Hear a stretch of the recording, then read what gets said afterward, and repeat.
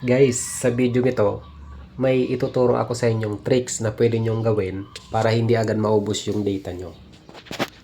Kasi alam naman natin na kapag mahilig tayong magbabad sa YouTube or Facebook, may bilis talaga maubos yung data natin. Pero may paraan para makatipid at hindi agad maubos yung data mo.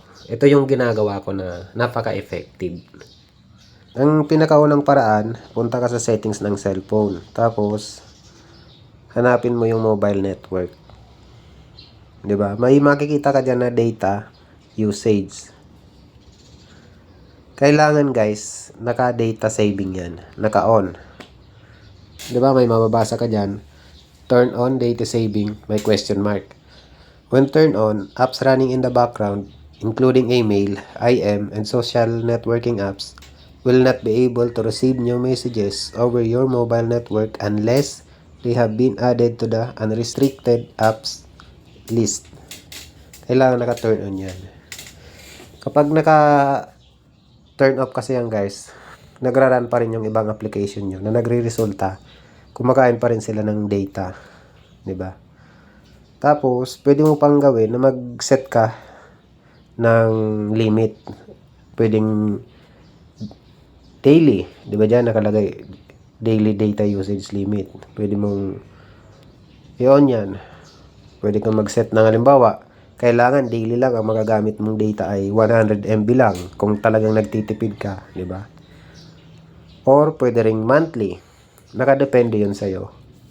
Yan yung dalawang bagay na pwede mong gawin. Yung pangatlo na effective naman kung sa YouTube ka mahilig magbabad, manood ng video, or kahit sa Facebook man yan, punta ka lang sa settings.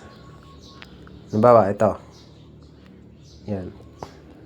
Sa settings ng video na pinapanood mo,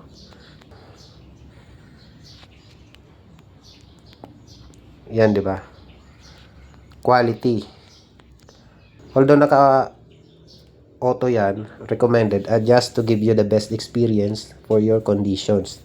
Depende sa location mo, kung mabilis yung data connection dyan, nakalagay yan sa mataas na resolution. Mas maganda, ikaw na yung mag-set ng specific na gusto mo.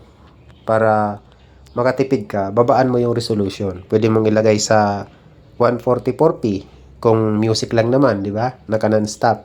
Pero sa YouTube ka nanonood or nakikinig. Kung gusto mo naman na medyo malinaw, di iset mo sa 360p. Yung 360p guys, malinaw na din yan. 480 pwede din. Wag lang 1080p or 720p kasi kung limited lang yung data mo tapos matataas pa ng resolution yung video na pinapanood mo, maubos talaga agad yung data nyo. Yun lang yung simple na tatlong paraan na pwede mong gawin para makatipid sa data. At effective yan guys. Walang halong kalokohan. Legit tutorial. Yan lang muna yung video natin at salamat sa inyong walang sawang panonood. Thanks for watching. Subscribe now.